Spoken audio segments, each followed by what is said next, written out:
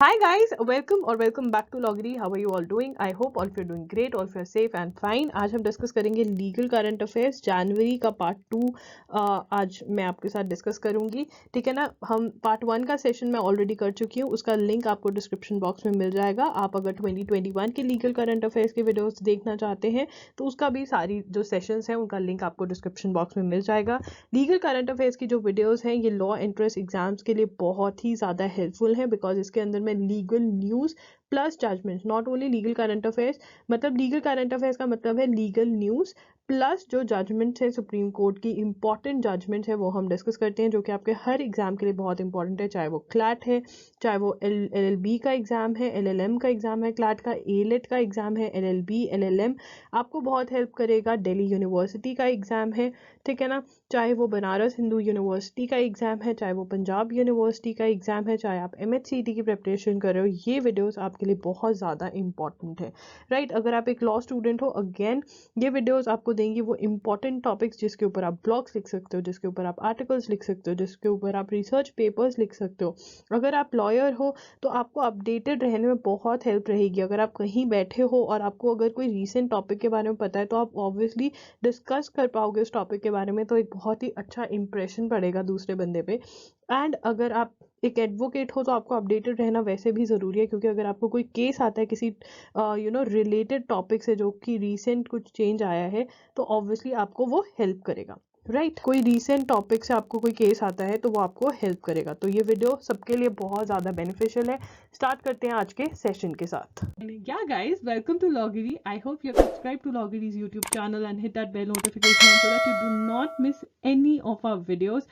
And I hope you're following us on Instagram. We're there by the name at I am Loggery. We do pretty motivational stuff out there if you want to stay happy, if you want to stay motivated, and if you want to stay connected a little more with Loggery, then do follow us on Instagram. Delhi government notifies aggregators policy on electric vehicles. Aggregators किनको बोला? Ride aggregators and delivery services, मतलब जो जोमेटो वाले हैं, Uber ओला वाले हैं, ठीक है ना। ऊबर ओला जोमेटो ये सारी टाइप की जो सर्विसेज हैं उनके लिए इलेक्ट्रिक व्हीकल्स पे पॉलिसी लेकर आए हैं, कुछ मैंडेटरी कर रहे हैं। क्या मैंडेटरी करें? At least 10% of their new 2 wheelers and 5% of 4 wheelers in the wheelers in the next 3 months must be electric. जो वो न्यू 2 व्हीलर्स लेंगे या 4 व्हीलर्स लेंगे, ठीक है ना, वो क्या होने चाहिए? इलेक्ट्रिक, EVs होनी चाहिए, इलेक्ट्रिक व्हीकल्स होने चाहिए। तो ये इंपॉर्टेंट है। तो दिल्ली कह रही है कि हम फर्स्ट स्टेट गवर्नमेंट है जो ये एग्रीगेटर्स पॉलिसी लेकर आई है, ठीक है। तो अगेन इंपॉर्टेंट, कौन सी स्टेट है? पहली दिल्ली है, ठीक है ना। In the country to notify aggregators policy to mandate electric vehicles fleets for ride aggregators and delivery services, ठीक है ना। ये क्यों करा जा रहा है? एयर पॉल्यूशन को कंट्रोल करने के लिए, ठीक है। This would be scaled up to 50% for all new 2 wheelers and 25% for new 4 wheelers by March 2023, the government said, ठीक है ना। ये इंक्रीज कर दिया जाएगा, ठीक है। 50% कर दिया जाएगा 2 व्हीलर्स के लिए और 25% कर दिया जाएगा 4 व्हीलर्स के लिए। The Delhi government will also make a representation to the commission for air quality management to direct other states in the NCR area to adopt the policy. NCR area मतलब जो गुड़गांव, जो सिटीज़ उनके साथ लगते हैं दिल्ली के साथ, उनको भी वो कहेंगे कि आप ये पॉलिसी अडॉप्ट करो। Drafted in accordance to Delhi electric vehicle policy 2020 regulations, the aggregator policy proposes incentives to ensure that the transition to EV in the ride hailing industry happens in time bound manner. तो जो EVs हैं उनको वो incentives देंगे, कुछ ना कुछ में भी टैक्स में कुछ कर दें या कुछ भी ऐसा करेंगे, सो दैट लोग ज़्यादा से ज़्यादा EVs लें, सो दैट ये कंपनीज EVs की तरफ मूव हो जाए, और इससे क्या हेल्प मिलेगी? हमें एयर पॉल्यूशन को कंट्रोल करने में हेल्प मिलेगी। Why is India challenging WTO verdict on sugar? WTO की फुल फॉर्म क्या है? World trade organisation. तो India this week filed an appeal with the appellate body of world trade organisation. अब appellate body क्या होती है ये समझ लेते हैं, ठीक है, बिकॉज क्योंकि अब न्यू स्टूडेंट्स ज्वाइन इन कर जाएंगे 2023 वाले, तो वो समझा रही हूँ दोबारा से।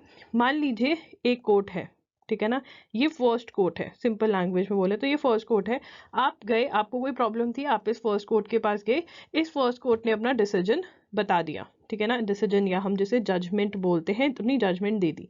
आप इस जजमेंट से यू आर नॉट हैप्पी, ठीक है, तो आप जाओगे सेकेंड कोर्ट के पास, और इस सेकेंड कोर्ट के पास आप क्या करोगे? ये जो फर्स्ट कोर्ट का डिसीजन है इसको चैलेंज करोगे। क्या वर्ड यूज करते हैं? चैलेंज, ठीक है ना। तो ये सेकेंड कोर्ट को हम क्या बोल सकते हैं? Appellate body. एपिलेट बॉडी मतलब जहाँ पे आप अपील फाइल करते हैं, ठीक है, यू फाइल एन अपील कि मैं ये फर्स्ट कोर्ट के ऑर्डर से खुश नहीं हूँ, तो मैं कहाँ जा रहा हूँ, सेकेंड कोर्ट में, ठीक है। ये मैं आपको एग्जाम्पल इजी समझाने के, तो उसको हम कहते हैं एपिलेट बॉडी। तभी मैं कहती हूँ सारी वीडियोस देखना जो 2023 वाले एस्पिरेंट्स हैं, बिकॉज अब मैं धीरे धीरे हर रोज जो भी कॉन्सेप्ट, हर रोज नहीं मतलब जब भी सेशन लूंगी कोई कॉन्सेप्ट आएगा तो मैं आपको एक्सप्लेन कर दूंगी, ठीक है ना, जो मैं आगे एक्सप्लेन नहीं करूंगी। India this week filed an appeal with the appellate body of the world trade organisation disputing a verdict by WTO's dispute settlement panel on sugar subsidies. तो क्या आप एपिलेट बॉडी के पास क्यों गए, क्योंकि एक वर्डिक्ट आया। वर्डिक्ट क्या होता है, जजमेंट। वर्डिक्ट क्या होता है, डिसीजन, ठीक है ना। जजमेंट आया है WTO की डिस्प्यूट सेटलमेंट पैनल से ऑन शुगर सब्सिडीज। सब्सिडीज मतलब छूट देना, ठीक है। फॉर एग्जाम्पल अगर इलेक्ट्रिसिटी ए है, ठीक है ना, ए एक आम आदमी है, जनरल पर्सन, ठीक है ना, इसको इलेक्ट्रिसिटी दी जा रही है एक मे बी ₹100 की दी जा रही है कोई चीज। सब्सिडी क्या होती है, सब्सिडी होती है कि मतलब थोड़ा सा ऑफ दे देना, ठीक है ना, थोड़ा सा ऑफ दे देना किसी चीज पे। मान लीजिए ए जो है वो BPL कैटेगरी, लो पॉवर्टी लाइन को बिलोंग करता है, मतलब उनके पास कार्ड है, तो उनको शुगर में ₹100 की दी जाएगी मे बी, ठीक है ना। और जो दूसरे हैं जो BPL को नहीं है, जो अबव बिलो पॉवर्टी लाइन नहीं है, बिलो पॉवर्टी लाइन मतलब जिनको कह दिया गया है। सब्सिडी का क्या मतलब है, सब्सिडी का मतलब मान लीजिए अगर ए है, ठीक है ना, ए जो है वो फार्मर है तो उसको बिजली फ्री दी जा रही है, तो ये सब्सिडी है। या उसको 50% ऑफ है इलेक्ट्रिसिटी पे क्योंकि वो एक फार्मर है, ठीक है ना। और जो वैसे नॉर्मल इंसान है उसको पूरे के पूरे पैसे देने पड़ेंगे, तो क्या कहेंगे हम, सब्सिडी दी जा रही है। जब सरकार या कोई भी छूट दे किसी चीज पर तो उसको क्या बोलते हैं, सब्सिडी। तो अब यहाँ पे क्या प्रॉब्लम है, शुगर मतलब चीनी पे जो सब्सिडी दे रही है हमारी गवर्नमेंट, उससे प्रॉब्लम है किसको, वर्ल्ड ट्रेड ऑर्गेनाइजेशन को। और ये वर्ल्ड ट्रेड ऑर्गेनाइजेशन क्या कह रही है वो देख लेते हैं हम। The WTO's dispute settlement panel had ruled that India, by subsidizing sugar producers, was breaking rules framed under General Agreement on Tariffs and Trade, which govern international trade. तो वो कह रहे हैं कि जो शुगर प्रोड्यूसर्स को इंडिया सब्सिडी दे रही है उससे वो रूल्स ब्रेक कर रहे हैं। कौन से, गैट के रूल्स ब्रेक कर रहे हैं, ठीक है ना। तो ये इंपॉर्टेंट है, इसको नोट कर लेंगे हम।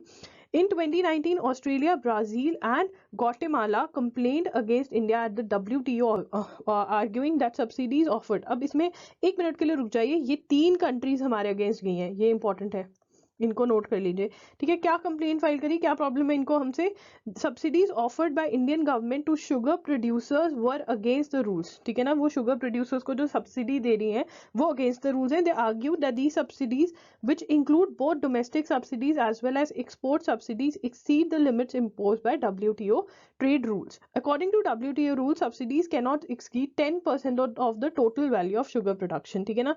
10% of the total value of sugar production से ज्यादा आप सब्सिडी नहीं दे सकते, ठीक है ना। ये उनके रूल्स हैं, ये नोट कर लीजिए। These countries believe that subsidies offered by India have led to increased production of sugar and caused the price of sugar to drop significantly in the global market.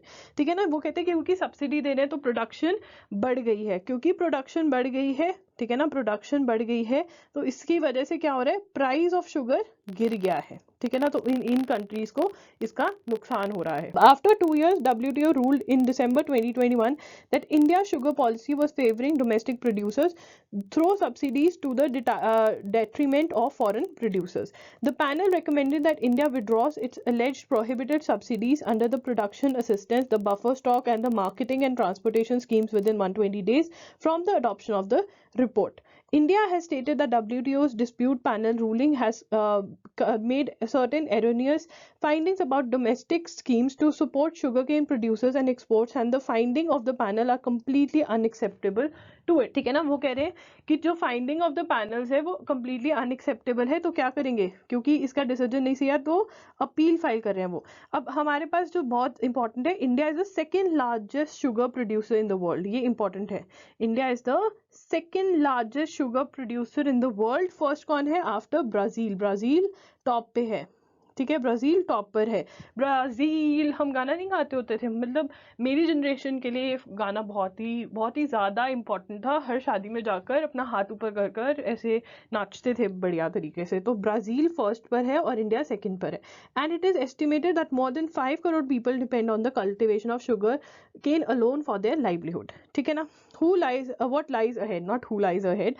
अब क्या कह रहे हैं वो, the WTO appellate body's decision will be considered final on the dispute. In case India refuses to comply with the decision, it might have to face retaliatory action from other countries. मतलब वो कुछ और लगा सकते हैं, जैसे अब Ukraine Russia की वॉर चल रही है तो सभी कंट्रीज ने रशिया पे सैंक्शंस लगाए हैं, तो क्या पता वो दूसरी कंट्रीज कुछ एक्शन ले इंडिया के अगेंस्ट, ठीक है, अगर वो नहीं मानेगी एपिलेट बॉडी का decision. This could be in form of additional tariff on Indian exports and other stringent measures. Incidentally, the appellate body of the WTO is not functioning because of differences among member countries to appoint members.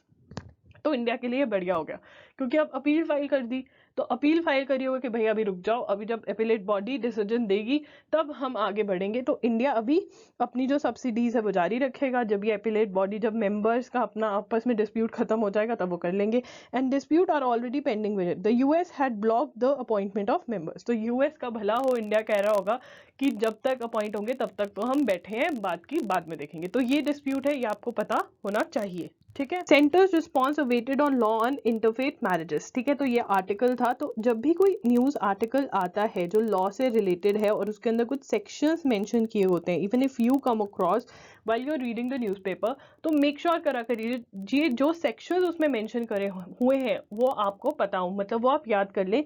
Delhi university के अंदर ये बहुत, Delhi university LLB के अंदर ये questions बहुत ज़्यादा important है. वो लोग ये सेक्शंस उठाकर इसका क्वेश्चन बना देते हैं, राइट. बाकी सबको भी पता होना चाहिए. सेक्शन 5 ऑफ SMA क्या होता है, स्पेशल मैरिज एक्ट, ठीक है ना, स्पेशल मैरिज एक्ट. चलिए, स्पेशल मैरिज एक्ट नोट कर लिया. Requires a person marrying under this law to give a notice of intended marriage, and section 6 subsection 2 says it should be affixed at a conspicuous place at the office of the marriage officer, ठीक है ना. एक notice देना पड़ता है, और वो कहाँ पे, मैरिज ऑफिसर के वहां पर बाहर कोई बोर्ड लगा होगा, वहां पर वो लगा देते हैं कि A B से शादी करने वाला है, ठीक है ना. तो section 7 subsection 1 allows any person to object to the marriage within 30 days, ठीक है. अब जिस माँ बाप को पता है कि हमारे बच्चे शायद भाग के शादी ना कर लें, तो वो हर 30 डेज बाद जाकर दिखाया करें कि कहीं हमारे बच्चे ही तो नहीं किसी के साथ शादी करे. तो ये गलत है. देखिए, राइट टू मैरिज, आप choose a partner is a right. तो सेक्शन 6(2) कहता है कि लगाया जाएगा नोटिस कि A B के साथ शादी करने वाला है, और सेक्शन 7 सबसेक्शन 1 कहता है कि कोई भी उसको ऑब्जेक्ट कर सकता है within 30 days of the publication of notice, failing which a marriage can be solemnised under section 7 subsection 2. तो ये सेक्शंस हैं, ये हम नोट कर लेंगे.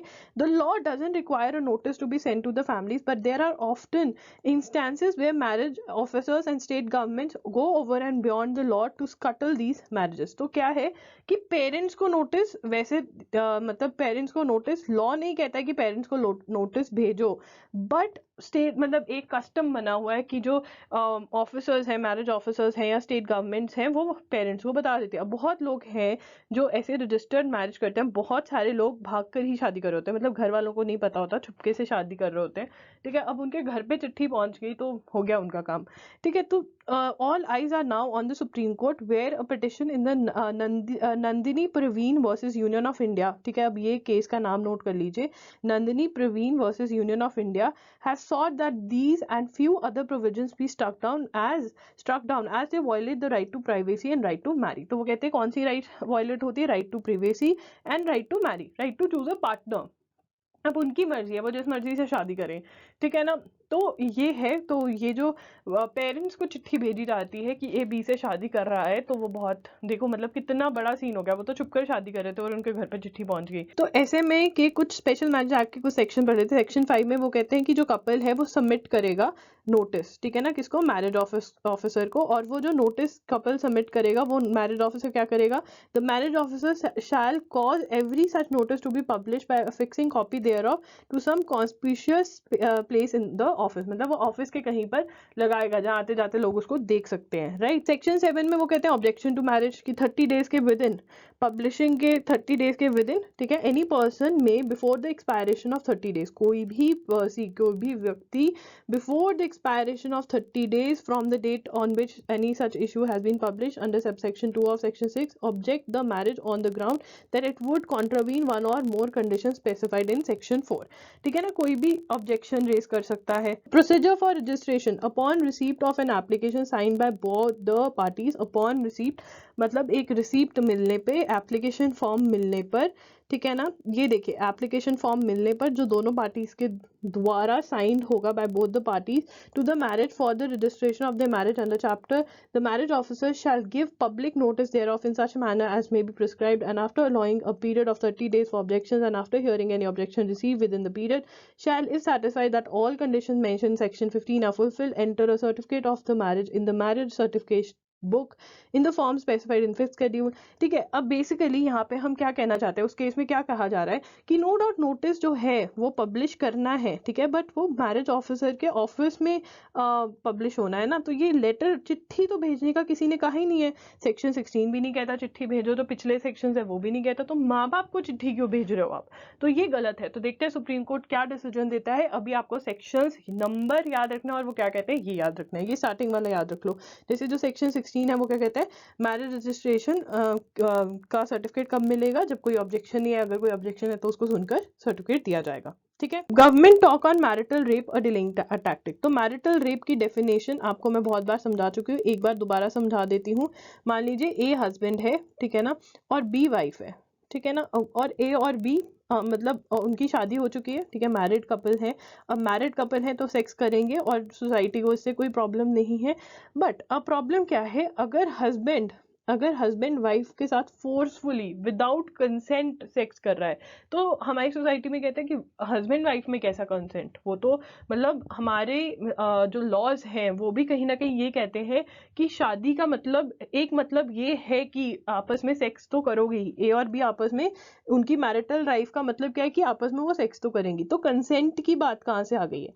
बट ये कहा जा रहा है, बहुत सारी रिसर्च हुई है, बहुत सारे सर्वेज हुए हैं कि मोस्टली हस्बैंड्स जो हैं वो अपनी वाइफ के साथ बिना कॉन्सेंट के, मतलब वो सेक्स नहीं करना चाहती बट फोर्सफुली उनके साथ सेक्स कर रहे हैं, उनको मारते पीटते हैं। तो क्या ये मैरिटल रेप हुआ या नहीं। इवन दो ए और बी शादीशुदा हैं, तो क्या बी अपनी मर्जी के खिलाफ ए के साथ सेक्स करेगी क्योंकि just because they are married, is it right. एक क्वेश्चन ये है, और दूसरा क्वेश्चन ये है कि क्या इस लॉ का मिसयूज किया जाएगा। अगर मैरिटल रेप को ऑफेंस बना दिया जाता है, अगर वाइफ अपने हस्बैंड से दुखी है या वाइफ अपने हस्बैंड को तंग करना चाहती है, मान लीजिए उन दोनों की वैसे ही आपस में बनती नहीं है, ए और बी की, ठीक है ना, तो बी जो वाइफ है वो कोर्ट में जाती है और कहती है ये तो मेरे साथ ये तो मेरे साथ रेप कर रहा है ताकि ए के अगेंस्ट एक्शन हो। तो ये कैसे पता चलेगा कि क्या ये सच में हो रहा है, क्या ये नहीं हो रहा। बहुत सारे फॉल्स केसेस आएंगे, तो उनको कैसे कम किया जाए, ठीक है ना। तो ये एक बहुत बड़ी प्रॉब्लम है। तो मैरिटल रेप का जो केस चल रहा है वो दिल्ली हाईकोर्ट में चल रहा है। दिल्ली हाईकोर्ट सेंटर को बोल रहा है कि बताओ, तो सेक्शन 375 है जो रेप डिफाइन करता है आईपीसी का, ठीक है, उसके अंदर एक्सेप्शन है, क्या है, which exempts forcible sexual intercourse by a man with his own wife from the offence of rape. मतलब रेप की डेफिनेशन देकर एंड में उन्होंने कहा कि बट अगर हस्बैंड और वाइफ आपस में सेक्स कर रहे हैं और बिना कंसेंट के हो रहा है तो वो रेप नहीं माना जाएगा। और क्या है कि अगर वाइफ 15 प्लस की है, ठीक है, अगर 15 साल से ऊपर की उम्र है उसकी, तो वो रेप नहीं माना जाएगा। ये एक्सेप्शन है रेप की डेफिनेशन में। तो ये रोकता है मैरिटल रेप को ऑफेंस बनाने से, मैरिटल रेप को ऑफेंस बनाने से ये रोकता है, ठीक है ना। तो आगे पढ़ लेते हैं। A week after gang rape of a paramedic student in December 16, 2012 that led to nationwide protests, the then UPA government formed a panel led by, अब एक पैनल बना था justice JS Verma retired, to propose amendments to criminal law, ठीक है ना, कि amendments propose करे। और उन्होंने the Verma panel propose that the exception for marital rape be remove, कि ये जो एक्सेप्शन है इसको रिमूव कर देना चाहिए, ठीक है ना। Earlier, a 14-member committee headed by academic turned activist Pam Rajput in its report on June 1, 2015 also suggested that marital rape should be made an offense, but the government has steadfastly rejected the suggestion. तो क्या marital rape को offence बनाना चाहिए या नहीं, आपके लिए भी ये क्वेश्चन है। In the comment section let's have a discussion. Should marital rape be made an offence. अगर बना देना चाहिए ऑफेंस तो कैसे बचाएंगे हम उन मेन को, उस आदमी को जो मैरिटल रेप नहीं करा है जिसने, बट उसके ऊपर फॉल्स केसेस हो रहे हैं। और कैसे बचाएं हम उन औरतों को जिनके पति उनको मार रहे हैं, उनके अगेंस्ट जाकर उनके साथ सेक्स कर रहे हैं। यहाँ पर सेक्शन 375 रेप की definition, a man is said to commit rape who, except in the case hereinafter accepted, has sexual intercourse with a woman under circumstances falling under any of the 6 following description: against her will, without her consent, मतलब बिना consent के अगर उसके साथ sex कर रहे हैं, but ठीक है यहाँ पर एक्सेप्शन आ जाती है, sexual intercourse by a man with his own wife, the wife not being under 15 years of age is not a rape. ठीक है ना, तो यहाँ पे ये जो है ये मैरिटल रेप को ऑफेंस बनाने से रोकता है, मैरिटल रेप को ऑफेंस बनाने से रोकता है। क्यों? तो क्या ये डिलीट कर देना चाहिए? अगर ये डिलीट हो गया तो मैरिटल रेप कहीं ना कहीं ऑफेंस बन जाएगा। ठीक है, supreme court uphold decision to wind up Devas. अब देवास क्या है? Devas multimedia private limited, a startup headquartered in Bengaluru, is at the heart of a global legal tussle between Indian government and foreign investors in Devas. Now a 2005 satellite deal between Antrix Corporation, the commercial arm of Indian Space Research Organization, and Devas Multimedia Private Limited, a startup। तो ये जो deal थी इसके अंदर कुछ गड़बड़ हो गई। ये डील जो थी ये इसरो के बीच में, ठीक है ना, इसरो अंतरिक्ष कॉर्पोरेशन जो कमर्शियल आर्म है इसरो की, उसके बीच में देवास मल्टीमीडिया प्राइवेट लिमिटेड के बीच में हुई थी। The tussle is a fall out of the cancellation of the deal in 2011 by the then UPA government, citing requirement of satellite spectrum allotted to Devas for security purposes. तो इनको satellite का spectrum allot किया गया था, but वो फिर cancel कर दिया गया सिक्योरिटी पर्पस को बोलते हुए। The supreme court upheld a May 25, 2021 order of National Company Law Tribunal NCLT to liquidate Devas on the ground that the firm was created under fraudulent circumstances. The order came even as 3 Mauritius-based investors and German telecom major have approached federal courts. तो ठीक है, तो देवास के अंदर इन लोगों ने invest किया हुआ है, ठीक है ना, तो इंडियन कोर्ट्स ने बोल दिया कि इसको लिक्विडेट करो, मतलब इसको खत्म कर दो, वाइंड अप कर दो। ठीक है ना, अब ये जो कंपनीज है यूनाइटेड स्टेट्स में पहुंच गई हैं to seize assets link to Indian government such as those of air India. The investors have won separate compensation awards in international tribunals under including $1.2 billion awarded by an international chamber of commerce tribunal on 14 September 2015। ठीक है ना, but supreme court क्या कह रही है कि इसको wind up कर दो, देवास को वाइंड अप कर दो, और इनके जो पैसे हैं वो वाइंडिंग अपने से जितना पैसा इनको मिलेगा उतना मिलेगा, नहीं तो बाय बाय टाटा। ठीक है, महाराष्ट्र सीक्स पोल कोटा, ये बहुत ही इंपॉर्टेंट जजमेंट है, ऑर्डर्स हैं इसके। ठीक है, Vikas Krishna Rao Gawali versus state of Maharashtra. क्या कह रहे हैं ये? The Maharashtra government has moved to the supreme court urging for a recall of its direction to the state election commission to revert 27% seats reserve for other backward classes in local body elections to general category. तो हमने ये अपने session में पढ़ा था, जिन्होंने वो session नहीं देखा तो उसमें ये जजमेंट आई थी सुप्रीम कोर्ट की। क्या जजमेंट आई थी ये जल्दी से हम समझ लेते हैं। तो सुप्रीम कोर्ट ने कहा था, मान लीजिए कि लोकल बॉडी इलेक्शंस में, ठीक है ना, जो आपके लोकल बॉडीज के इलेक्शन होते हैं, MC, municipal corporation, municipal council, ठीक है, इसके अंदर जो ओबीसी की कोटा था 27%, जो 27% सीट्स रिजर्व्ड है ओबीसी और अदर बैकवर्ड क्लासेस के लिए, उनको जनरल कैटेगरी की सीट्स बना दो। ठीक है ना, तो क्या होता है, वार्ड्स में डिवाइडेड होते हैं। ठीक है, तो मान लीजिए एक वार्ड ये है, ठीक है, ये पूरा एरिया है, इसमें 3 वार्ड्स हैं, तो ये एक जनरल कैटेगरी के, 2 ओबीसी के लिए है, ये 3rd एससी के लिए है, ऐसा सा है। तो सेकंड जो वो कहते हैं ओबीसी के लिए हैं, जो 27% कोटा ओबीसी के लिए, उसको अब रिवर्ट कर दो वापस से जनरल कोटा में। ठीक है, समझ में आ गया ये। तो अब क्या कह रही है महाराष्ट्र गवर्नमेंट, क्या कह रही है, seeks has move to the supreme court urging for recall, कि ये जो ऑर्डर है इसको वापस ले लो, रिकॉल का मतलब वापस ले लो। The court ordered the election commission to denotify 27% seats of as OBC and issue fresh notification declaring them as belonging to general category within a week. Election commission कौन है? वो body जो elections करवाती है। ठीक है, the court passed the order on finding that the state government had not complied with the triple test requirement before reserving the local body seats for OBC। ठीक है ना, तो एक जजमेंट आई हुई है जो मैं आपको भी दिखा दूंगी। ठीक है, उसके अंदर क्या क्या हुआ है कि कुछ कंडीशंस ले डाउन करी गई हैं, कुछ रिक्वायरमेंट है, ठीक है ना, कुछ रिक्वायरमेंट है जो आपको कंप्लाई करनी पड़ेगी, वो होनी चाहिए, तब आप सीट्स रिजर्व कर सकते हो। ठीक है ना, वो कहते हैं कि वो जो कंडीशंस हैं वो फुलफिल नहीं हो रही हैं। ठीक है, उसके बाद the supreme court directed Maharashtra government to submit its data collected on other backward classes to the state backward classes commission and directed the commission to submit an interim report. तो स्टेट बैकवर्ड कमीशन देखेगा, interim report submit करेगा कि क्या ये actually OBCs को reservation की जरूरत है, 27% रिजर्वेशन की जरूरत है या नहीं जरूरत। ठीक है, K Krishnamurthy versus union of India में ये ट्रिपल टेस्ट जो था ये ले डाउन किया गया था। ठीक है ना, जिसके अंदर कहा जाता है डेडिकेट सेटअप अ कमीशन जो देखेगा, ठीक है ना, कि बैकवर्डनेस है, specified proportion of reservation, in any case such reservation should not exceed 50% of the total seats reserve. तो ऐसा सा है, ये जजमेंट हमारे लिए इंपॉर्टेंट है। ट्रिपल टेस्ट जो था कंडीशन वो कौन सी जजमेंट में ले डाउन करी गई थी? ठीक है, वो ले डाउन करी गई थी K Krishnamurthy versus union of India में। ओके, जिनको अपने पेपर्स में एस्से लिखने हैं उनके लिए ये न्यूज इंपॉर्टेंट है, बाकी सब स्किप कर सकते हैं। Marital rape gender neutral laws come up at NCW meet. NCW national commission for women, ठीक है ना, ऐसा कमीशन जो वुमेन के लिए सोचता है, जो देखता है कि उनके साथ कुछ गलत ना हो, डिस्क्रिमिनेशन ना हो, वो, ठीक है।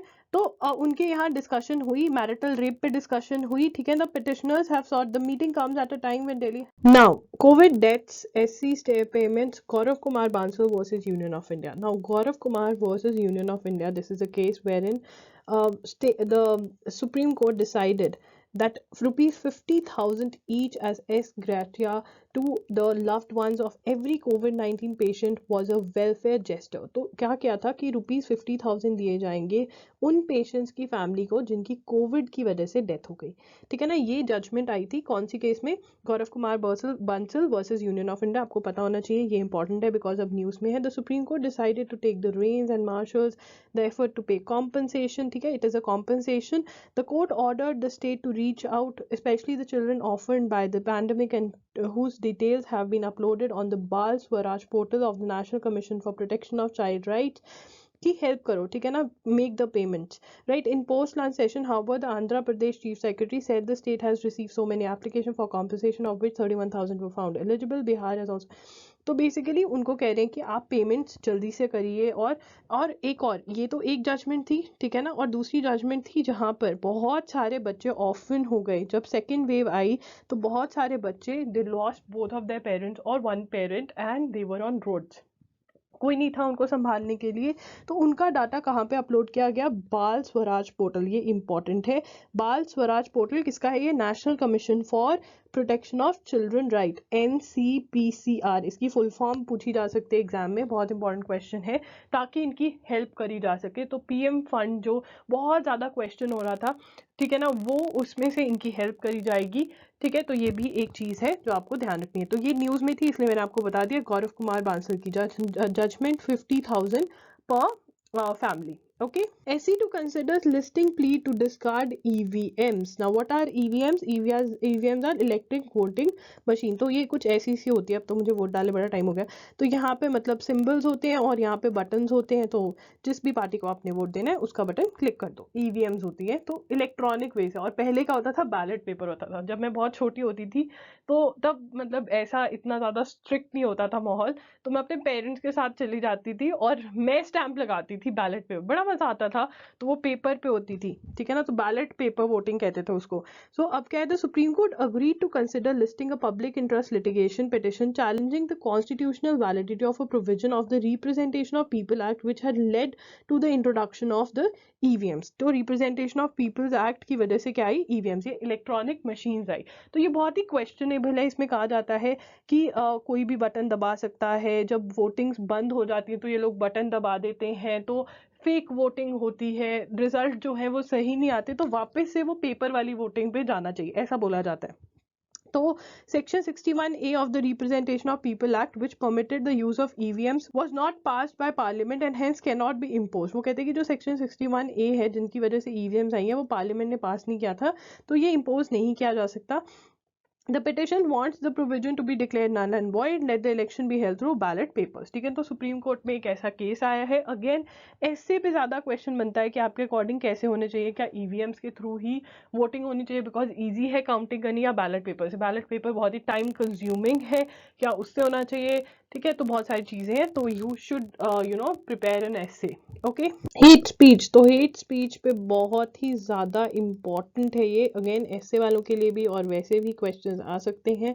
तो senior journalist Shashi Kumar has approached the Supreme Court contending that a state-sponsored political agenda may be at work behind hate speeches such as the one made in Haridwar, which is not an isolated incident. तो incident में hate speech का incident हुआ, ये हमें याद रखना चाहिए, important, Haridwar में हुआ।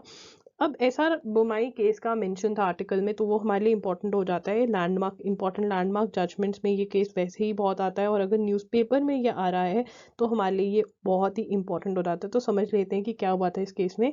Mr. Kumar drew the court's attention to its judgment in the SR Bomai case, which cautioned the state against remaining mute in the face of actions that offend secularism. कि बंद, म्यूट मतलब चुप रहना, कि तुम देख रहे हो गलत एक्शंस हो रहे हैं। सेक्युलरिज्म मतलब सभी, all the religions are, state has no religion, all the religions are equal for the state. State मतलब हमारी सरकार के लिए, ठीक है ना। सेक्युलरिज्म, ऑफेंड मतलब सेक्युलरिज्म जो ये शब्द है इसको ऑफेंड कर रहे हैं लोग, ठीक है, मतलब सब इक्वल रिलीजन ट्रीट नहीं हो रहे हैं, एक रिलीजन के अगेंस्ट हेट्रेट हो रही है और सरकार चुप बैठी है, तो ऐसा गलत है। एसआर बोमाई में कहा था, the judgment had made it clear that the constitution prohibited the establishment of a theocratic state. Theocratic state क्या होती है, मतलब जिसमें प्रीस्ट रूल करते हैं, प्रीस्ट रूल करते हैं in the name of God, कि हम गॉड के दूत हैं, जो गॉड कह रहे हैं वो हम बताएंगे, प्रीस्ट या कोई भी रिलीजन के जो भी हेड्स होते हैं, ठीक है ना वो, ठीक है। It prevents the state from either identifying itself with और फेवरिंग एनी पर्टिकुलर रिलीजन और रिलीजियस सेक्ट, मतलब वो किसी भी एक रिलीजन की तरफ नहीं ले सकती, ऐसा एसआर बोमाई केस में कहा गया था। स्टेट को एक्शन लेना चाहिए,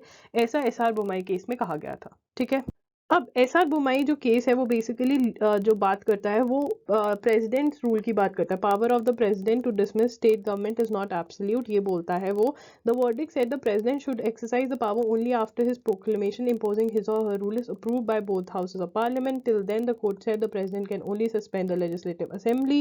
By suspending the provisions of constitution relating to the legislative assembly, the dissolution of legislative assembly is not a matter of the courts. It should be resorted to only when it is found necessary for achieving the purposes of proclamation. अब basically समझो इसको, ठीक है, ये हमारा India है, थोड़ा मैं ये मान लो हमारा इंडिया है, ठीक है ना। अब सेंट्रल गवर्नमेंट, या जिसको हम यूनियन गवर्नमेंट भी बोलते हैं, ठीक है ना, यूनियन गवर्नमेंट मान लीजिए कांग्रेस की है, ठीक है, या बीजेपी की है, या कांग्रेस बीजेपी की छोड़ो, मान लो एक एबीसी पार्टी है, ठीक है ना, वो है सेंट्रल गवर्नमेंट, ठीक है, यूनियन गवर्नमेंट, ठीक है। और XYZ पार्टी जो है वो कुछ स्टेट्स में आ जाए, नॉर्मली पूरे सेंट्रल में भी ये है, और मेजॉरिटी ऑफ स्टेट्स में भी यही ABC पार्टी ही है मेजॉरिटी ऑफ स्टेट्स में, बट XYZ पार्टी आ जाती है 1 से 2 स्टेट्स के अंदर, ठीक है ना, मतलब अलग पार्टी आ जाती है। नंबर 1 पार्टी सेंट्रल में, बट नंबर 2 स्टेट में आ जाती है। तो क्या करते थे वहाँ, प्रेसिडेंट रूल लगा देते थे। प्रेसिडेंट रूल क्या होता है, हमने पढ़ा है टाइप्स ऑफ इमरजेंसी, जो आपका इमरजेंसी प्रोविजंस का चैप्टर है इंडियन कॉन्स्टिट्यूशन में, वो पढ़ा ही होगा। अगर अभी तक नहीं पढ़ा है तो पढ़ लीजिए, इंडियन कॉन्स्टिट्यूशन बहुत ही इंपॉर्टेंट है। इंडियन कॉन्स्टिट्यूशन का मेरा अपना कोर्स भी है जो आप बाय कर सकते हैं, उसका लिंक डिस्क्रिप्शन बॉक्स में है। तो इमरजेंसीज में स्टेट इमरजेंसी लगा देते थे, मतलब उसको प्रेसिडेंट रूल भी कहा जाता है।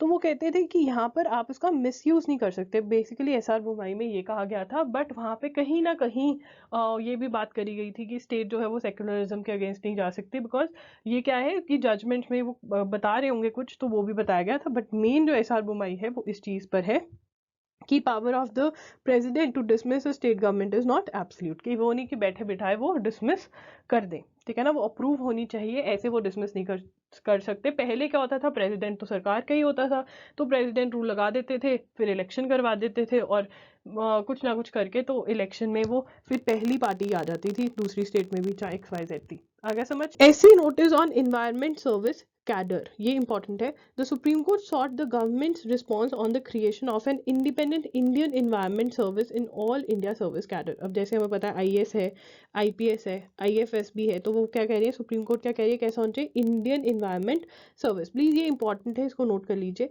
ठीक है। A bench led by justice so and so issued notice on a plea by advocate Samar Vijay Singh for a specialised environment service in the lines of for one recommended by TSR Subramaniam committee report in 2014। बहुत important है, कौन सी report में कहा था, TSR Subramaniam committee report in 2014 said कि एक independent cadre होना चाहिए, उसका नाम क्या होगा, environment service Indian environment service IES होनी चाहिए, ठीक है ना। The committee constituted by environment ministry in its report on November 18, 2014 had categorically recorded that the necessary institutional framework needs to be created building on the existing system to meet future ecological demands and ecological imbalance। बहुत ही important, supreme court upholds OBC quota in NEET. तो supreme court OBC का क्या होता है, other backward classes, तो एक other backward classes के लिए रिजर्वेशन, ठीक है ना। इन नीट का जो एग्जाम होता है वो आपका under graduate and post graduate medical and dental courses के लिए होता है, ठीक है ना। National eligibility cum entrance test इसकी फुल फॉर्म है। तो उसके अंदर ऑल इंडिया कोटा सीट्स के अंदर OBC मतलब की रिजर्वेशन इनकी हो सकती है, ठीक है। तो कोर्ट ने क्या कहा है, if open examination present equality of opportunity to candidates to compete. देखिए ओपन एग्जाम है, क्लैट हो रहा है, सब दे सकते हैं, ठीक है। तो क्या है, अपॉर्चुनिटी है कि आपको अगर लॉयर बनना है, NLU में एडमिशन लेनी है तो आप ये एग्जाम दीजिए। रिजर्वेशंस इंश्योर, रिजर्वेशंस क्या कोर्ट कहते हैं, क्या करते हैं, reservations ensure that the opportunities are distributed in such a way that backward classes are equally able to benefit from such opportunities which typically evade because of their structural barriers, ठीक है ना।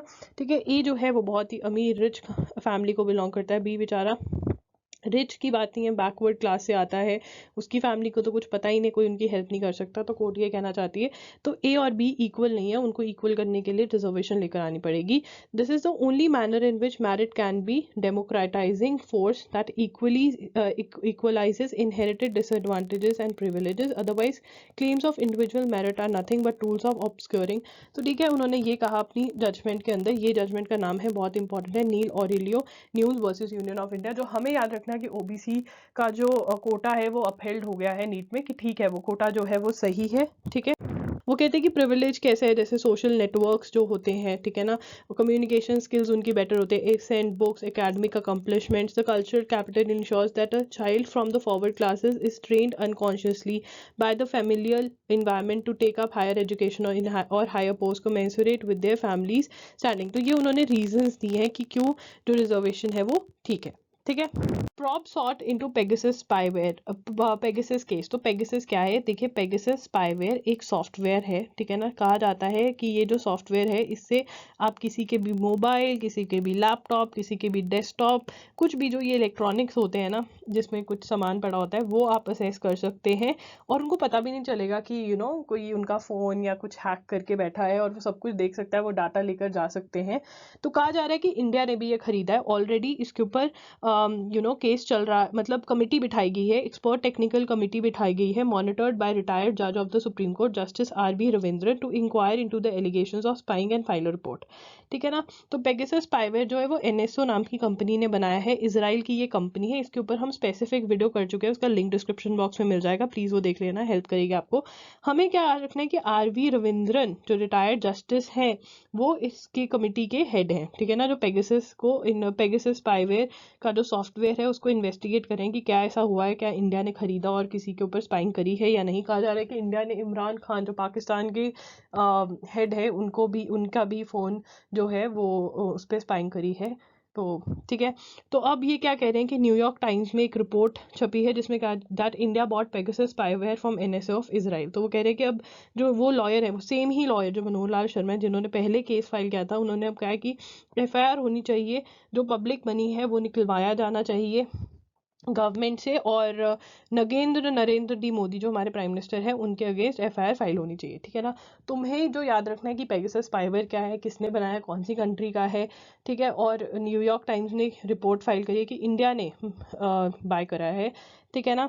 मतलब हमारी बेचारी कमेटी बैठकर investigate करे, New York times को पता चल गया पहले ही, ठीक है। सब कट कर देना यहाँ से, ठीक है। हमें जो याद रखना है वो ये याद रखना है कि न्यूयॉर्क टाइम्स में रिपोर्ट आई है और RV रविंद्रन जो है वो एक कमेटी को हेड कर रहे हैं जो पेगासस से रिलेटेड है, ठीक है।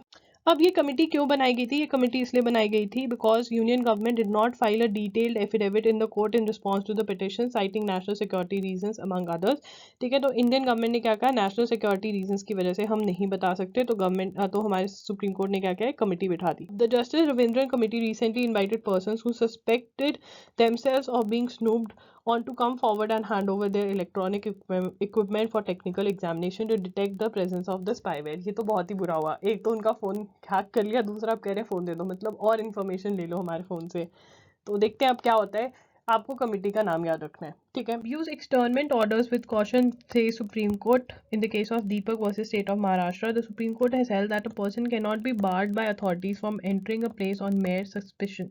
तो महाराष्ट्र के अंदर एक ऐसा लॉ है, ठीक है, एक ऐसा लॉ है जिसके अंदर किसी वजह से, अगर मान लीजिए ए है, ठीक है ना, वो एक एरिया में रहता है और ए ने शायद एक ऑफेंस कमिट किया है, शायद ए ने एक ऑफेंस कमिट किया है, और अगर वो इस एरिया में रहता है तो it would be a problem to investigate, या ट्रायल करने में प्रॉब्लम होगी, या मे बी जो उसके अगेंस्ट विटनेसेस हैं, ठीक है ना, उनको एविडेंस देने में प्रॉब्लम होगी, तो उसको कह देंगे कि भाई ये जो तुम इस एरिया में नहीं आओगे इतने ईयर्स के लिए या महीनों के लिए, इस एरिया में नहीं आ सकते, तो ए जो है वो उसको वो एरिया छोड़कर जाना पड़ेगा। ये है एक्सटर्नमेंट, ठीक है ना। The court said authorities can pass an order of externment against a person only under extraordinary circumstances. तो वो कहते हैं कि ये जो है ये एक्स्ट्रॉर्डनरी सर्कमस्टांसेस के अंदर ही पास होने चाहिए, रेगुलर सर्कमस्टांसेस में नहीं हो सकते, मेयर सस्पिशन के बेस पे आप नहीं कर सकते, क्योंकि ए अगर मान लीजिए दिल्ली में रहता है, दिल्ली के एक एरिया में रहता है, तो उसका वहाँ पे घर है, ठीक है ना, तो वो छोड़कर जाना, अपने घर वालों को छोड़कर जाना is very difficult, just on the basis of suspicion उसको सबको छोड़कर जाना पड़ रहा है। This discretion should be use very sparingly, बहुत ही कम यूज करना चाहिए, as it deprives a person of his or her right to free movement in the country, and externed person may not even be able to stay with his family or home. There cannot be any manner of doubt that an order of externment is an extraordinary measure. The effect of the order of externment is of depriving a citizen of his fundamental right of free movement throughout the country. There is even a possible that an order of externment would deprive the person of his right to livelihood. तो बहुत सारी rights violate करता है, right to free movement, right to livelihood, तो वो कहते हैं कि देखकर इसको यूज करो, ठीक है ना। तो एक्सटर्नमेंट पे कौन सी जजमेंट आई है, दीपक वर्सेस स्टेट ऑफ महाराष्ट्र। अब noting that clause D of Article 9 sub-article 1 of the Constitution provides the citizen the fundamental right to move freely throughout the territory of India, the court said an externment order must stand the test of reasonableness. These reasons which necessitize or justify the passing of an extraordinary order of externment arise out of extraordinary circumstances, ठीक है ना। तो अगर extraordinary circumstances है तब ये होगा, नहीं तो, और कोर्ट ने जो SDM का ऑर्डर था इस वाले केस में वो क्वैश कर दिया, ठीक है। Submission of rape victim will not make the act consensual, high court ने ऐसा बोला है। कौन सा हाई कोर्ट ने बोला है, मद्रास हाई कोर्ट ने ऐसा बोला है। देखिए मान लीजिए ए, ठीक है, अनीता एक लड़की है, अनीता के साथ सुनील ने फोर्सफुली सेक्स किया, ठीक है, फोर्सफुली सेक्स किया, वाइल दे वर हैविंग, मतलब उसने उसको पकड़ लिया and he tried to have sex and he had it without consent. Anita के विदाउट कंसेंट अगर उसने सेक्स किया तो व्हाट इज इट, या सेक्स करने की कोशिश करी, व्हाट इज इट, रेप, ठीक है ना, रेप है। But while the act was happening, ठीक है, अनीता गेव अप, या in the beginning only she gave up कि मैं इसके साथ नहीं लड़ सकती, जो कर रहा है करने दो, या फिर उस एट अ गन पॉइंट, या उसने एक पॉइंट तक लड़ा, 5-6 मिनट तक उसने कोशिश करी कि मैं भाग जाऊं, but at one point she just gave up. तो ये नहीं कह सकते कि क्योंकि विक्टिम ने सबमिट कर दिया तो वो कंसेंचुअल हो, विद कंसेंट नहीं मान सकते उसको, ठीक है ना। अगर कंसेंट नहीं था, विदाउट कंसेंट था, तो इतना इसका मतलब विदाउट कंसेंट था, ऐसा बोला मद्रास हाई कोर्ट ने। The fact that a rape victim did not physically and violently resist the accused will not make the act consensual, important, इसको नोट कर लेंगे। If the sexual intercourse was against the will of the prosecutrix and against a consent, it will amount to the offence of rape. Justice D Bharatha Chakravarthy wrote, submission would not amount to consent. He confirmed the minimum sentence of 7 years of rigorous imprisonment imposed by a court on Gopi alias Saravanan for having raped a 17-year-old girl in 2002. The victim is no more. Assailing the conviction, the convicts counsel argued that the girl had actually consented for sex but did a volte-face after her brother saw them in a compromising posture. However, the judge said, though the argument appeared to be convincing at the first blush, the evidence was otherwise. तो वो कहते कि तो उनका argument क्या था, जो वकील था, जो अक्यूज्ड का लॉयर था, उन्होंने बोला कि ब्रदर ने देख लिया था इसलिए वो लड़की मुकर गई, पहले तो शी गेव हर कॉन्सेंट। तो जज ने क्या कहा कि जो एविडेंस है वो कुछ और कह रहा है, जो एविडेंस है वो कुछ और कह रहा है, ठीक है। Up, he pointed out that the girl was grazing her cows when the convict dragged her to a nearby teak farm.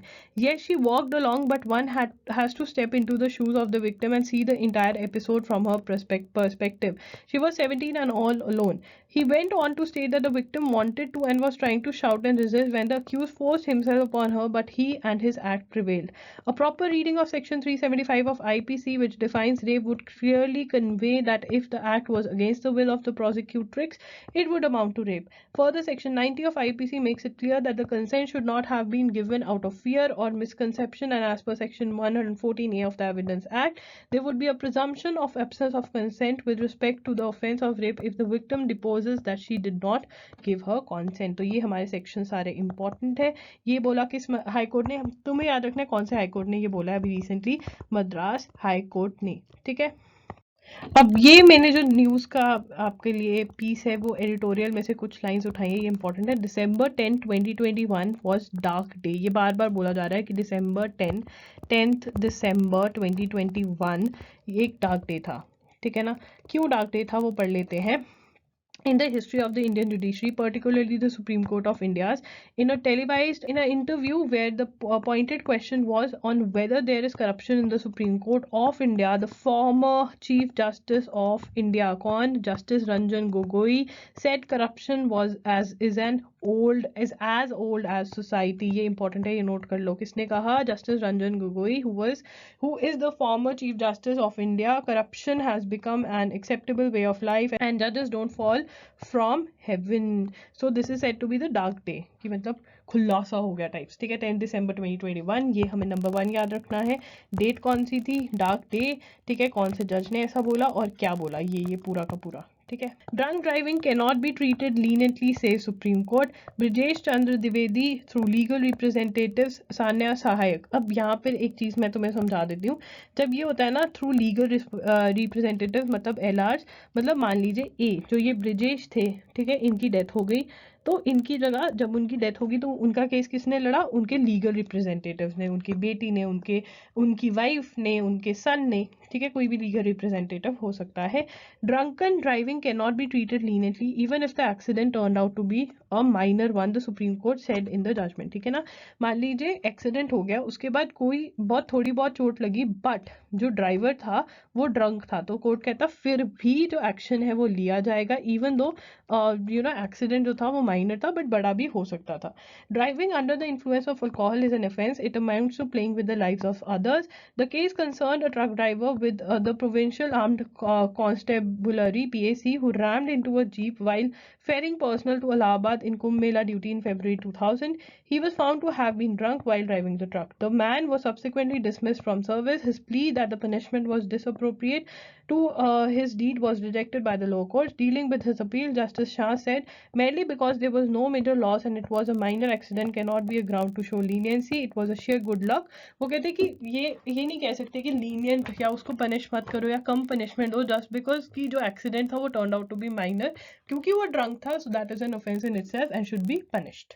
Right. Supreme Court seeks Election Commission response or government response on irrational freebies, like ECs and government response on irrational freebies. Irrational freebies क्या होती है? जो ये election campaigning में बोल देते हैं कि हम लोन माफ़ कर देंगे, हम आपका अगर आप इस जेंडर को बिलोंग करते हो, इस कैटेगरी को बिलोंग करते हो तो आपको इतनी रुपए दिए जाएंगे. ये सब irrational freebies हैं.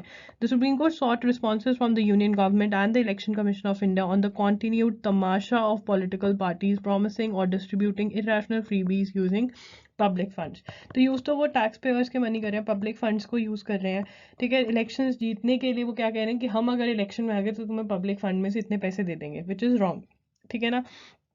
बट ये सुप्रीम कोर्ट पूछ रही है कि क्या ये गलत नहीं है इलेक्शन कमीशन से और गवर्नमेंट से. A bench issued notice to the centre and EC to issue stringent guidelines to deregister errant political parties and seize their election symbols. जो वो ऐसा करेंगी तो सुप्रीम कोर्ट ने क्या कहा, इन वे बोल दिया कि ये गलत है, रॉन्ग है, और क्या करना चाहिए, स्ट्रिंजेंट गाइडलाइंस लेकर आओ. ठीक है ना, कि एक्शन ले सके उनके अगेंस्ट, और क्या करना चाहिए, उनका जो इलेक्शन सिंबल है वो कैंसिल कर देना चाहिए. The tamasha has been going on for decades. Promises always remain as promises. Most of them, except freebies, are not implemented. The petition said and contended that the offer of these freebies amounted to bribery and undue influence. तो एक ये bribe है, पैसा दे रहे हो आपकी, ठीक है भाई, सरकार के पास 1 करोड़ रुपया पड़ा है, ये 1 करोड़ मैं तुम्हें बांट दूंगी अगर तुम मुझे पावर में ले आओगे, ठीक है ना. तो it is obviously bribery and undue influence, right. अब लॉज के बारे में और जजमेंट देख लेते हैं इस चीज से, फ्रीबी से related. Section 123 of representation of people act list the corrupt practices and election manifesto is not a corrupt practice according to the act. Currently, there is no Indian law to govern the freebies being announced by the state government. In 2013, in the case of Subramaniam Balaji versus Tamil Nadu government, ये important है, the court pronounced that the freebies impact the voting choices of people largely. The court ruled that the fact that the freebies announced during election campaigns influence people voting largely cannot be ruled out. Directed ECI to frame guidelines for the same in consultation with all the recognized political parties. तो ये important है. क्या कहा गया था इस judgement में, election commission of India को कहा गया था कि आप गाइडलाइंस फ्रेम करें, ये इंपॉर्टेंट है. Cairn energy fulfils retro tax repeal steps awaits 79 crore refund. तो अब हमें ये याद रखना है कान एनर्जी को कितना रिफंड मिलेगा, 7900 करोड़, ठीक है. तो अब इसका जो जजमेंट है ये मैंने बहुत ही अच्छे से एक्सप्लेन करी थी आप लोगों को 2021 को. 2022 में जिन्होंने हमें ज्वाइन किया है वो देख सकते हैं, वीडियो का लिंक मैं दे दूंगी. तो बेसिकली शॉर्ट में बता देती हूँ क्या हुआ था. तो बेसिकली कान एनर्जी जो है और वोडाफोन का भी जो केस था, तो कान एनर्जी की बात करें हम अभी, तो क्या हुआ था, इन्होंने कोई डील करी थी, ठीक है ना. अब उस डील के अंदर मतलब जब डील करी, मान लीजिए आज डील करी 1 मार्च को, ठीक है, 1 मार्च को डील करी, तब तो टैक्स नहीं लगता था, ठीक है ना. 1 मार्च 2022 को डील करी तब नहीं लगता था. बट 2023 के अंदर एक ऐसा लॉ हो गया जिसमें कहा कि रेट्रोस्पेक्टिव मतलब पिछली डेट से टैक्स लगना स्टार्ट होगा, मतलब जो ये पर्टिकुलर डील है उस पर टैक्स लगेगा, ठीक है ना. तो ये लॉ लेकर आए जो कि बहुत ही ज़्यादा क्रिटिसाइज हुआ. इंडिया हार भी गया, ठीक है, इंडिया हार भी गया, केसेस हारा ये इंटरनेशनल लेवल पर. बट अब इंडिया ने अमेंड किया अपना लॉ, टैक्सेशन लॉ अमेंड किया और कहा कि नहीं, ऐसा हम पिछली डेट से नहीं लेंगे, ठीक है ना. रिपील किया लॉ को, पढ़ लेते हैं. UK's Cairn energy said it has complied with all the rules of retro tax repeal law to now become eligible for an amount of about rupees 7900 crore refunds of taxes that were collected it to enforce a retrospective tax demand. retrospective मतलब पिछली date से लगा देना, कि मान लो ये law 1 मार्च को आया है बट लॉ 1 मार्च या 2 मार्च से एप्लीकेबल नहीं होगा, पिछली डेट से लगा देना, कहना कि 1 जनवरी से एप्लीकेबल है, ठीक है. As part of the settlement reach with the government in the 7-year-old dispute over the levy of back taxes, the company, which is known as Capricorn Energy PLC, has withdrawn all cases that were brought to collect. तो government ने कहा कि अगर आपको मतलब पैसे चाहिए तो हमारे अगेंस्ट जितने भी केसेस हैं वो वापस लो और फिर हम तुम्हें दे देंगे, पैसे दे देंगे, ठीक है ना. तो इंटरनेशनल आर्बिट्रेशन अवार्ड भी आया था इंडिया के अगेंस्ट, वहाँ पे भी सब कुछ वापस करा के अब इनको 7900 करोड़ मिल जाएंगे. कान एनर्जी को 7900 करोड़ मिलेंगे, ये फिगर बहुत इंपॉर्टेंट है. हेट स्पीच पे एक और आर्टिकल देखिए. हेट स्पीच एक बहुत ही इंपॉर्टेंट टॉपिक है, तो अपना ऐसे ज़रूर तैयार करके लेकर कर लो इस चीज़ पे. अगर आप NL SAT की तैयारी कर रहे हो, स्लैट की तैयारी कर रहे हो, या फिर कहीं पे आपको इंटरव्यू देने जाना है, तो हेट स्पीच बहुत इंपॉर्टेंट टॉपिक रहेगा आपका. तो क्या कह रहे हैं कि क्रिमिनल एक्शन जो लेने में डिले कर रहे हैं, जो हरिद्वार और दिल्ली में हेट स्पीच के इंसिडेंट हो रहे हैं, वो गलत है. जबकि सुप्रीम कोर्ट ने कहा है hate speech is an attack on dignity in the matter of thought and expression, belief, faith and worship and threatens the unity of the nation as a whole. कि थ्रेट करता है कि unity, India की unity को threat है hate speech, ठीक है ना. तो इसमें इस आर्टिकल में एक जजमेंट मेंशन करी हुई थी, वो पढ़ लेते हैं. Amish Devgan versus union of India. क्या कहती है ये judgment, the supreme Court refuse to quash multiple FIRs against journalist for his alleged defamatory remarks against Sufi saint Khwaja Mohiuddin Chishti, observing that persons of influence, Amish Devgan, keeping in view their reach, impact and authority over duty and have to be more responsible. तो सूफी संत को उन्होंने कुछ कह दिया था, तो क्या कहा था सुप्रीम कोर्ट ने कि देखा जाए तो आप एक जर्नलिस्ट हैं और ये बहुत ही फेमस जर्नलिस्ट है, आपने पक्का इनको सुना होगा, आमिश देवगन को, ठीक है ना। तो कहते हैं कि क्योंकि उनका रीच है, उनकी इम्पैक्ट है, अथॉरिटी है over duty of to be more responsible. तो in this 128 page judgment the court differentiated between free speech which includes the right to, अब ये इंपॉर्टेंट है, क्या कहा, differentiate, the court differentiate between free speech which includes the right to comment, favour और criticise the government policies, and hate speech which includes creating or spreading hatred against the targeted community or group। ये पूरा का पूरा note कर लेंगे, ये कहा है Amish Devgan versus union of India की जजमेंट में। In the 28 page judgment the court differentiated between free speech which includes the right to comment, favour और criticise the government policies, and hate speech that which includes creating और spreading hate against a targeted community और group. ये important है कि free speech तो क्या है कि आप फेवर कर रहे हो, क्रिटिसाइज कर रहे हो गवर्नमेंट पॉलिसीज को, और हेट स्पीच क्या है, जब आप हेट स्प्रेड कर रहे हो या टारगेट कर रहे हो एक कम्युनिटी या ग्रुप को। ऐसा कहा गया Amish Devgan versus union of India में, इंपॉर्टेंट है। बाकी सब तो बस यही याद कर लेंगे, जो क्लार्क LLM वाला बच्चा पार्टी है वो इस जजमेंट को पढ़ेंगे, ठीक है। Petition on conjugal rights pending for months in supreme court. तो रेस्टिट्यूशन ऑफ कॉन्जुगल राइट्स है पूरा इसका नाम। रेस्टिट्यूशन ऑफ कॉन्जुगल राइट्स क्या होता है, देखिए इसकी बात जो करी हुई है वो करी हुई है section 9 of Hindu marriage act में। तो पहले तो यही याद कर लीजिए, हिंदू मैरिज एक्ट सेक्शन 9 बात करता है इसके बारे में, ठीक है ना। तो ये क्या कहता है कि हस्बैंड और वाइफ अगर उनकी कंपनी मतलब बिना किसी एक्सक्यूज के अलग जाकर रहने लग जाते हैं, ठीक है ना, तो हस्बैंड मान लीजिए ए है, ठीक है ना, ये हस्बैंड है और बी वाइफ है, ठीक है ना। तो जो हस्बैंड है ए, वो बिना वजह से बी को छोड़कर कहीं अलग रहने लग गया, कोई एक्सक्यूज नहीं, मे बी एक तो होता है ना कि भाई मेरी जॉब वहां पर है या कुछ किसी वजह से, बट कोई रीजन नहीं दिया, कुछ नहीं दिया, बी को छोड़कर ए चला गया, ठीक है ना। तो बी कोर्ट में जा सकती है और बोल सकती है कि ए को बोलो मेरे साथ रहे। This is what is basically restitution of conjugal right, section 9 Hindu marriage act के अंदर इसकी बात करी गई है, ठीक है ना। A petition questioning a law that forces a woman to return, अब a petition questioning a law that forces a woman to return to her husband and denies her sexual autonomy has been pending in the Supreme Court for months without a hearing। तो basically इसमें कहा जाता है कि wife का जो wife है वो अगर छोड़ के गई है तो मोस्ट केसेस में तो यहाँ पे कहा जा रहा है कि ये जो लॉ का यूज है ये ज्यादा हस्बैंड कर देते हैं कि जब वाइफ दुखी होकर अपने पति को छोड़कर चल जाती है तो वाइफ को फोर्स किया जाता है कि वो हस्बैंड के साथ रहे, ठीक है ना। आपको याद है तापसी पन्नू की एक मूवी आई थी जिसके अंदर वो यही कहती है कि ये एक जो लॉयर होती है वो बोलते हैं कि ये एक नोटिस है जिसमें आपको अपने पति से के साथ रहने के लिए बोला गया है, तो वो कहती है कि मैं नहीं रहना चाहती हूँ। बहुत ही फेमस वो डायलॉग था। तो यही that is what is restitution of conjugal rights की हस्बैंड फोर्स कर सकता है या वाइफ फोर्स कर सकती है हस्बैंड को कि तुम मेरे साथ रहो। Restitution of conjugal rights considered a medieval law from England codified in several statutes including Hindu marriage act and special marriage act, ठीक है। The petition titled Ojaswa Pathak versus union of India was last heard on July 8। तो ये है इस petition का नाम।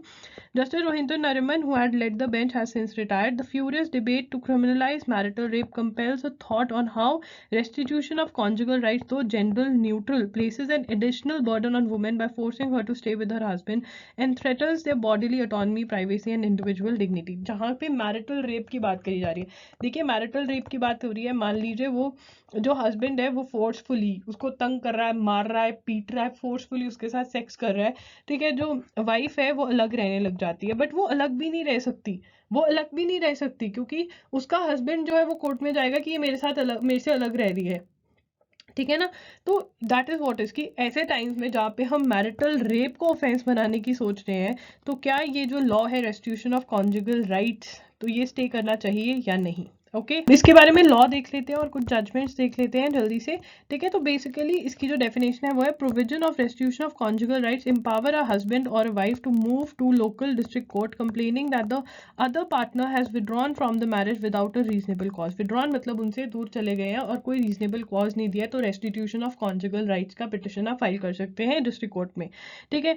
The Punjab and Haryana high court in Tirath Kaur इसमें क्या कहा था, a wife's first duty to her husband to submit herself obediently to his authority and to remain under his roof and protection। मतलब उसकी अथॉरिटी हस्बैंड बॉस, मतलब ऐसी जजमेंट्स आ रही है तो वुमेन राइट्स का क्या होगा। The Supreme Court in Saroj Rani versus Sudarshan Kumar Chadha held that the right of the husband or wife to one another's society is inherent in the very institution of marriage, ठीक है ना। ये हमारे supreme court ने कहा था, ये important है, नोट कर लो। पर ये 1984 की जजमेंट है, ठीक है, बहुत पुरानी। In Joseph Shine versus union of India judgment concluded that state can not interfere in a person's private life and privacy is an inalienable right closely associated with the innate dignity of an individual and the right to autonomy and self-discrimination to take determination to take decisions। ये adultery, जिसमें adultery को, जो adultery का law है उसको offense, adultery is no more an offense, वो इस judgment में हुआ था जोसेफ शाइन वर्सेस। और इसमें क्या कहा गया था कि स्टेट इंटरफेयर नहीं कर सकती हमारे प्राइवेट अफेयर्स में। तो ये प्राइवेट अफेयर्स में इंटरफेयर नहीं करना है कि हस्बैंड वाइफ एक दूसरे के साथ नहीं रहना चाहते, आप उनको फोर्स कर रहे हो कि नहीं एक साथ रहो, तो क्या ये लॉ रहना चाहिए या नहीं? This is a very big question. Okay, section 497 adultery जो ऑफेंस हुआ करता था और अब नहीं है, पढ़ लेते हैं कि ये क्या कहता था। Whoever has sexual intercourse with a person who is and whom he knows or has reason to believe to be the wife of another man। अगर ए जो है वो बी's वाइफ के साथ सेक्स कर रहा है विदाउट द कंसेंट और कन्नाइवेंस ऑफ दैट मैन, मतलब विदाउट बी's परमिशन, ये नहीं कि विदाउट बी's परमिशन अगर वो सेक्स कर रहा है बी की वाइफ के साथ, तो क्या है, such sexual intercourse not amounting to the offense of rape is guilty of the offense of adultery and shall be punished with imprisonment of either description or for a term which makes 10 to 5 years or with fine or both। In such a case the wife shall not be punishable as an abettor। मतलब B की जो बी's wife, ये जो wife है इसको नहीं punish किया जाएगा बट ए को पनिश किया जाएगा। बट ये सेक्शन देख रहे हो कितना ज्यादा मैनली सेक्शन बनाया हुआ था कि वाइफ किसकी प्रॉपर्टी है, हस्बैंड की। परमिशन मतलब अगर सेक्स परमिशन से कर रहा है तो ठीक है, मतलब वो बेचते बीवी को अपनी, कैसी लैंग्वेज यूज करी जा रही थी। But this is no more an offence which is a great thing, because बहुत लोगों को लगता है, उन्होंने अडल्ट्री का सेक्शन नहीं पढ़ा, उनको लगता है यार adultery is no more an offence, तो ये तो नुकसान है। नहीं, ये इसकी लैंग्वेज ऑफ द सेक्शन देख रहे हो कैसी है, language of the section। Now section 198 subsection 2 of code of criminal procedure क्या कहते हैं, for the purposes of section 1 no person other than the husband of the woman shall be deemed to be aggrieved by any offense punishable under section 497। husband aggrieved है, husband of the woman aggrieved है, मतलब जो बेचारा B है वो aggrieved है यहाँ पे, क्योंकि ए ने बी की वाइफ के साथ सेक्स किया और बी की परमिशन के बिना किया, ठीक है ना, ठीक है। of the said code provided that in the absence of the husband some person who had care of the woman on his behalf at the time when such offense was committed may with the leave of the court make a complaint on his behalf। मतलब husband ही action ले सकता है, मतलब husband की property है ना wife, तो ऐसा सा सेक्शन था। It is good that it has been deleted. देख रहे हो लैंग्वेज ऑफ द सेक्शन क्या है। Okay, in 2017, Joseph Shine, an Indian citizen living in Italy, filed a petition in public interest under Article 32, challenging the constitutional validity of Section 497 of IPC and Section 198, subsection 2 of CRPC, which provide that, ये हमने पढ़ लिया, the Supreme Court struck down Section 497 of the IPC on ground that it violated Article 14, 15 and 21 of the Constitution. The 5 judges bent unanimously in 4 concurring judgments held that the law was arbitrary, paternalistic and infringed upon a woman's autonomy, dignity and privacy। yes, unconstitutional होना भी चाहिए, right?